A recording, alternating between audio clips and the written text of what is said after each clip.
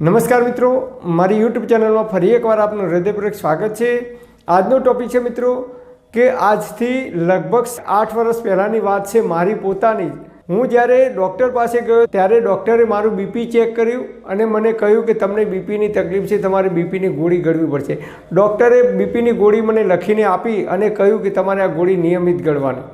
અને એમણે એ પણ કહ્યું કે તમારા ઘરમાં કોઈને બીપીની તકલીફ હતી? તો મેં કહ્યું હા, મારા ફાધર એટલે કે મારા બાપાને બીપીની તકલીફ હતી। તો એમણે કહ્યું કે તમને વારસાગતમાં આવી છે તો તમારે બીપીની ગોળી નિયમિત ગળવાની। આજની તારીખમાં 8 વર્ષ થઈ ગયા આ વાતને, હું ક્યારેય બીપીની ગોળી ગળી જ નથી અને જિંદગીમાં જીવ ત્યાં સુધી ગળવાનો પણ નથી। છતાં પણ મને ક્યારેય હાઈ બીપીની તકલીફ નહીં થાય કે ડાયાબિટીસની તકલીફ નહીં થાય કે કોલેસ્ટ્રોલનો પ્રોબ્લેમ નહીં આવે। આજની તારીખમાં 54 વર્ષ થયા મને, છતાં નો ડાયાબિટીસ, નો હાઈ બીપી, નો કોલેસ્ટ્રોલનો પ્રોબ્લેમ। મને પગમાં કળતર થતી નથી, પગમાં નસ પકડાતી નથી, માથું દુખતું નથી, પગમાં કળતર થતી નથી અને રાત્રે ઘસઘસાટ ઊંઘ આવે છે। તો કેવી રીતે? તો જ્યારથી મને સમજણ પડી કે આપણા શરીરમાં રોગ કેવી રીતે ઉત્પન્ન થાય છે ત્યારથી મેં આયુર્વેદના પુસ્તકો લાવ્યા અને આયુર્વેદના ગ્રંથોની અંદર આપણા ઋષિઓએ જે અદ્ભુત વર્ણન કર્યું છે કે આપણે કયા કયા નિયમોનું પાલન કરવું જોઈએ અને મેં ત્યારથી મારા જીવનમાં એક અદ્ભુત પરિવર્તન કર્યું। આપણા ઋષિઓએ જે આયુર્વેદના ગ્રંથોમાં લખ્યું છે એ પ્રમાણે મેં મારી જીવનશૈલી બદલી નાખી, ખોરાકમાં પરિવર્તન કર્યું। મેં આયુર્વેદિક લાઈફસ્ટાઈલ જીવવાની શરૂઆત કરી, ત્યારથી આજ દિવસ સુધી મને કોઈ તકલીફ થઈ નથી। એટલે હું તમને એવું નથી કહેતો કે તમે જો બીપીની ગોળી ગળતા હો તો તમે ગળવાનું ચાલુ જ રાખજો। આ માત્ર ને માત્ર મારા માટે જ છે, કારણ કે હું ચુસ્તપણે આયુર્વેદના નિયમોને ફોલો કરું છું। કુદરતે જે નિયમો બનાવે છે, પ્રકૃતિએ જે નિયમો બનાવે છે એ નિયમોને હું ચુસ્તપણે પાલન કરું છું અને એટલા માટે આ વાત માત્ર ને માત્ર મને જ લાગુ પડે છે। તમને માત્ર હું એક સંદેશો આપવા માગું છું કે આવું પણ થઈ શકે જો તમે આયુર્વેદને ફોલો કરો તો।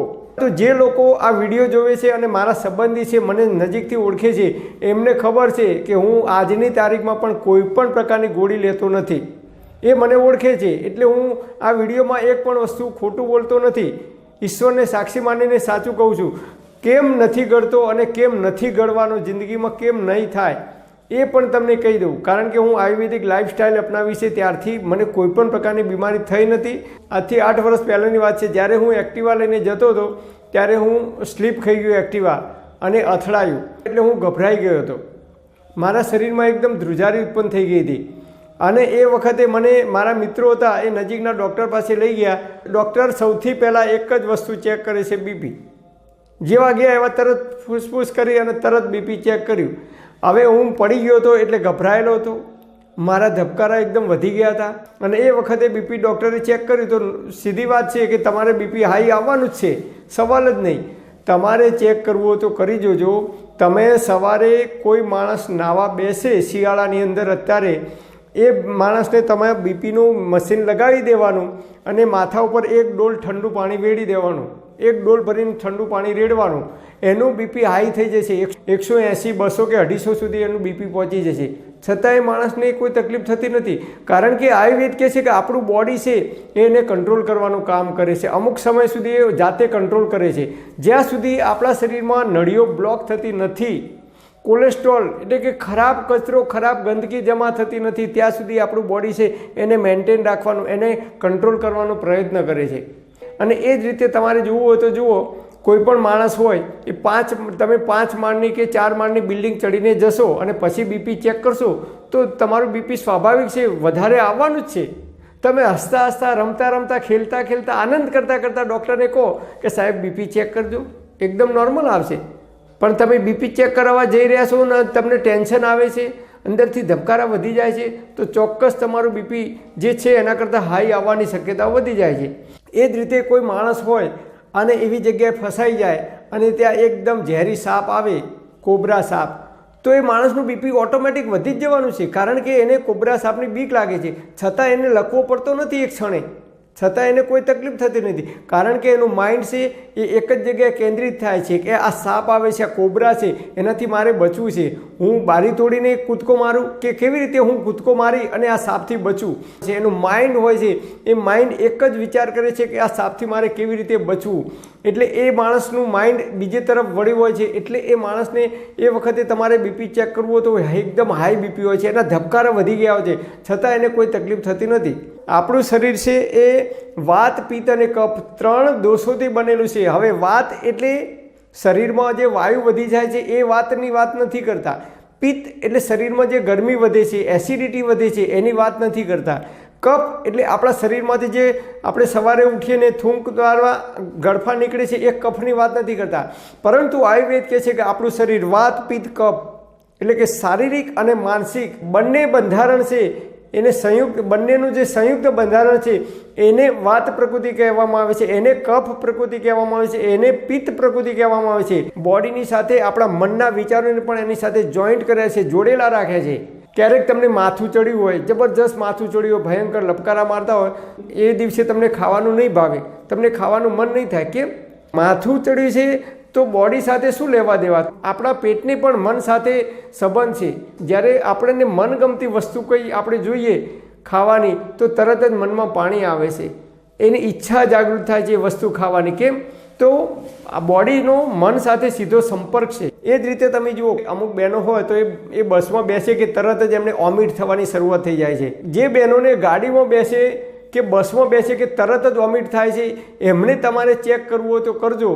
એ બપોરે દાળ, ભાત, શાક, રોટલી જે કંઈ ભોજન હોય મનગમતું એ ભોજન પેટ ભરીને જમી લે અને 5 કે 10 મિનિટ પછી તમારે એમને કહેવાનું કે તમારા દીકરા કે દીકરીને એક્સિડન્ટ થયો છે અને અમદાવાદ કે રાજકોટ દાખલ કર્યો છે હોસ્પિટલમાં. એ બેન મહેસાણાથી અમદાવાદ કે રાજકોટ કે જામનગર બસમાં મુસાફરી કરશે, છતાં એમને વોમિટ નહીં થાય, નહીં થાય ને નહીં થાય. કેમ નહીં થાય? કારણ કે એમનું મન છે એમના દીકરા જોડે પહોંચી જાય છે કે મારા દીકરાને કેટલું વાગ્યું છે, કેવી રીતે એક્સિડન્ટ થયો છે, એનો પગ ભાગી ગયો છે, હાથ ભાગી ગયો છે, માથાના ભાગે ઈજા થઈ છે, કેટલું વાગ્યું છે. એમનું જે મન છે એ એમના દીકરા જોડે પહોંચી જાય છે અને સતત વિચારો કરે છે. અને એટલા માટે એમને પેટ ભરીને ખાધું છે છતાં એમને વોમિટ થતી નથી. એ મનનું કારણ છે. વાત, પિત્ત, કફ શારીરિક અને માનસિક બંનેનો સંયોગ છે. એટલે તમે જુઓ, ક્યારેક તમને પેટમાં દુખાતું હોય, પેટ ભારે ભારે લાગતું હોય તો તમને મનથી કંટાળો આવશે. કોઈ કે ચલો ફરવા જઈએ તો તમે ના પાડશો, ભાઈ પેટમાં ગડબડ થાય છે, ફરવા નથી આવવું. તમને દાઢમાં લપકારા મારતા છે, જબરજસ્ત ભયંકર દાઢમાં દુખાતો છે તો તમને કોઈક કહે છે ચાલો આપણે ફરવા જઈએ તો તમે કહેશો ના, મને દાઢમાં દુખાય છે, ફરવા નથી આવવું. એ જ રીતે માથું દુખાતું હોય, પગમાં કરતા થતું તો શરીર અને મન બંને એકબીજાના પૂરક છે. મનની અંદર કંઈક તકલીફ થાય છે તો તમને ખાવાનું ભાવતું નથી. જે રીતે તમારો દીકરો 12મામાં નપાસ થાય કે કોઈ એવી ઘટના બને ઘરની અંદર તો તમે શોકમય બની જાઓ છો. તમારું શરીર તંદુરસ્ત અને નિરોગી હોય છતાં તમે રોજ 4 રોટલી ખાતા હો તો 1 કે 2 રોટલી ખાઓ છો. કેમ? અને મન ઉપર જે અસર થાય છે એ તમારા બોડી ઉપર અસર થાય છે. તમને ભૂખ લાગતી નથી, તમને ખાવાનું ભાવતું નથી. અને એ જ રીતે પેટમાં તકલીફ થાય છે તો તમારા મન ઉપર એની અસર થાય છે. તમને ગમતું નથી, કંઈ સારા વિચારો આવતા નથી, ક્યાંય ફરવા જવું ગમતું નથી, બજારમાં જવું ગમતું નથી, કોઈની સાથે વાતચીત કરવી ગમતી નથી. આમ આયુર્વેદ કહે છે કે મન અને શરીર એકબીજાના પૂરક છે. એટલે મન ઉપર અસર થાય એ બોડી ઉપર પણ અસર થાય છે અને બોડી ઉપર અસર થાય એ મન ઉપર સીધી અસર થાય છે. અને ગમે ત્યારે કોઈ પણ વ્યક્તિને એક્સિડન્ટ થાય અને તરત તમે એનું બીપી ચેક કરાવશો તો હાઈ આવશે ને આવશે. અથવા કોઈનો એકનો એક દીકરો હોય કે દીકરી હોય ને એને એક્સિડન્ટ થાય અને એના સમાચાર મળે તો એની મમ્મીને કે એના પપ્પાને તમારે જુઓ તો બીપી હાઈ થઈ જશે. ઘણીવાર તમે જુઓ તો અમુક બેન હોય તો એકદમ બેભાન થઈ જાય છે. એના માત્ર સોંભળે છે કે એના એકના એક દીકરાને એક્સિડન્ટ થયો અને હોસ્પિટલમાં દાખલ કર્યો તો એમને આંખે અંધારા આવે છે. કારણ કે એમના મન ઉપર એની અસર થાય છે. એ વિચારોની, એમના દીકરાને જે એક્સિડન્ટ થયો છે એમના મન ઉપર અસર થાય છે અને એના મન ઉપર અસર થાય છે ત્યારે એમનું બોડી પણ કામ કરતું નથી. બીપી હાઈ લો થવાની શરૂઆત થઈ જાય છે. કાં તો બીપી લો થઈ જાય છે અથવા બીપી હાઈ થઈ જાય છે થોડીક ક્ષણો માટે, થોડાક કલાક માટે. એટલે અમુક વખત એવા બહેનોને દવાખાને પણ દાખલ કરવાની જરૂર પડે છે. તો મન અને શરીર બંને એકબીજાના પૂરક છે. એટલે મન જો પ્રફુલ્લિત હશે તો એ ખોરાકનું પણ યોગ્ય રીતે અને સમયસર પાચન થશે. તો વાત પિત્ત કફનું બેલેન્સ આપણા શરીરમાં રહેશે તો આપણે તંદુરસ્ત અને નિરોગી રહી શકીશું. તો એના માટે તમારે આયુર્વેદિક લાઈફસ્ટાઈલ અપનાવવી પડશે. એમાંના કેટલાક નિયમો તમને કહી દઉં. નંબર 1, બરાબર કકડીને ભૂખ લાગે ત્યારે જ ભોજન કરવું, ભૂખ ના લાગે તો ક્યારેય ખાવાનું નહીં. નંબર 2, ખૂબ ચાવીને ભોજન કરવાનું. નંબર 3, જ્યારે પણ ભોજન કરો ત્યારે હંમેશા પલોઠી વાળીને સુખાસનમાં બેસીને ભોજન કરવાનું. નંબર 4, ભૂખ કરતાં હંમેશા ઓછું ખાવાનું. નંબર 5, જમ્યા પછી હંમેશા વજ્રાસનમાં બેસો અથવા બપોરનો સમય હોય તો તમે ડાબા પડખે સૂઈ જાઓ. ડાબા પડખે વામકુક્ષી કરો, એટલે કે ડાબા પડખે 20થી 40 મિનિટ જેટલો સમય તમે વામકુક્ષી કરી શકો છો. તો ભોજન અંતે વિષમવારી, જમ્યા પછી તરત ક્યારેય પાણી પીવું નહીં, આઈસ્ક્રીમ ખાવો નહીં, ઠંડા પીણા પીવા નહીં, કે તમને બીડી, તમાકુ, માવો મસાલાનું વ્યસન હોય તો એ જમ્યા પછી તરત કરવું નહીં. ચા કે કોફીનું વ્યસન હોય તો જમ્યા પછી તરત ચા કે કોફી પીવી નહીં. જમ્યા પછી તરત કોઈ ભારે કામ કરવું નહીં. જમ્યા પછી તરત ચાલવા જવું નહીં. અને એક ભોજન કર્યા પછી બીજું ભોજન, 2 ભોજન વચ્ચે ઓછામાં ઓછો 6 કલાકનો સમયગાળો રાખવાનો. 6 થી 8 કલાક, મિનિમમ 6 કલાક. એટલે કે બપોરે 12 વાગે ભોજન કર્યું હોય તો સાંજે 6 વાગ્યા સુધી કોઈ ભોજન કરવાનું નહીં. વચ્ચે ફ્રૂટે ખાવાના નહીં, ફળે ખાવાના નહીં, કશું જ ખાવાનું નહીં જ્યાં સુધી ભૂખ ના લાગે ત્યાં સુધી. તો જ તમે તંદુરસ્ત અને નિરોગી રહી શકશો. અને છેલ્લો નિયમ, સાંજે 6 વાગે સંધ્યા ટાઈમ થાય, આરતીનો ટાઈમ થાય, એટલે કે સૂર્યાસ્ત થાય પછી કોઈ ભોજન ખાવાનું નહીં. તમારે મોડામાં મોડા સાંજે 6 વાગે ભોજન કરી લેવાનું. અને બહારના જે નાસ્તા છે, જંક ફૂડ, ફાસ્ટ ફૂડ, મેદો અને મેદાની આઇટમો, ડેરી પ્રોડક્ટ, આ તમામ વસ્તુઓ તમારે બિલકુલ ખાવાની નથી. હું આ તમામ વસ્તુઓ ખાતો નથી. એટલા માટે મારું બીપી કે ડાયાબિટીસ કે હાઈ બીપી, આ તમામ પ્રકારની બીમારીઓ જલ્દીથી આવતી નથી મારા શરીરમાં. આયુર્વેદના કેટલાક નિયમો છે જે કુદરતે બનાવેલા છે, આપણે બોડીના જે નિયમો છે, આપણા પ્રકૃતિના જે નિયમો છે, એ નિયમોનું તમે જો ચુસ્તપણે પાલન કરશો તો જ્યાં સુધી આપણે જીવીશું ત્યાં સુધી તંદુરસ્ત અને નિરોગી રહી શકીશું. પરમપિતા પરમાત્મા આપ સર્વેને તંદુરસ્ત અને નિરોગી રાખે એવી હૃદયપૂર્વક મારી પ્રાર્થના. Thanks for watching my video. Thank you.